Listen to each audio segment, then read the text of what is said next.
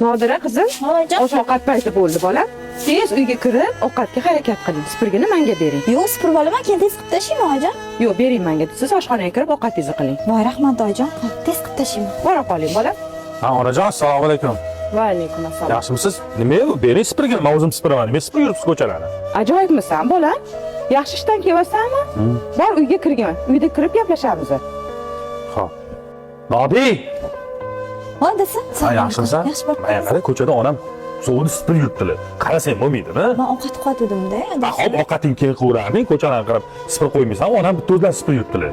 Baxtimga qarab bergin menga. Ha, ona. Sen ahmoqmisan? Kelasi xotiningga gapirayotgan gapingni qara. Uy supuradimi? Yo ko'chalarni supuradimi? Yo kirlarni yuvadimi? Ovqat qilyapti.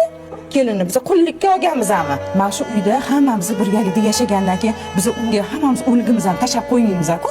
Undan ko'ra borib qarashib olgan. Ayollarni xizmatkor qilish kerak emas. Ayollarni sevish kerak, asrash kerak. Bo'ldi.